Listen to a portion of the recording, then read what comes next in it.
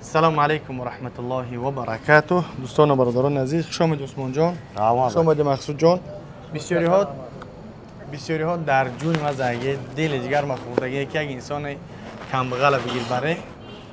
الحمدلله به خواست الله، به خاطر الله چی قدر که میتونیم کوشش میکنیم. یعنی الحمدلله این حال رگستر سر گذاشتیم، حرکت کنیم، کوشش کنیم. خدمت کردن نمیتونین، خدمت رسوندن نمیتونین، گپی قبیح نزنین. التماس ای روی قبیح و گپی قبیحتون اکثریت مردم وجه کسل دوله نشدگی. یکی از زمون یکی عثمان جان باور که همین خوبی نمیتونه بدی نکه، همین خودش خوبی های. اینا گفتن که اگه انسانی بگیم عادی را بگیره برای اینکه آدم پوبلیک نباشه، اینا که مقصود جان آدم پوبلیک ای نه یا اون کس را پول تگرفت که بیا حاجت بریم نه کامو این یک هم بگیم اکا جمشید به پل به خاطر الله حج بوده استش، یک عثمان جان اکا الهام دین برده است. این ده بورتی سلام بکنیم دوستان تازه شده.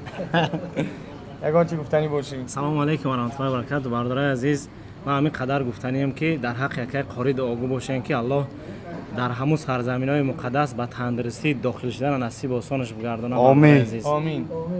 اینا با اگر که بخواست الله انشاءالله که گذاشتم باز یک نفر دیگر را به خاطر الله و به خاطر خیتورا یک کسی دیگر را با به خانه خدا عجیبه که خدمون میگیریم روان میکنیم، خاص به خاطر الله و به خاطر خیتورا.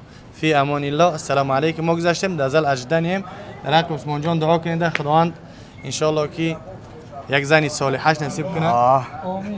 دوست داشتم همین گپا بسیار کرد. اگر عثمان جان زنگیره در حقش دعا کنید که خداوند یک زنی صالحه، یک زنی پاک دامن نصیبش بگردونه تا اینکه هم در دنیا و هم در آخرت یک جای باشن. یعنی زن نصف انسان، نصف ایمان انسان کامل میکنه. زنی صالحه، زنی پاک دامن. رسول الله صلی الله علیه و سلم میگه دنیا متاع و بهترین چیز روی دنیا این زن پاک دامن است.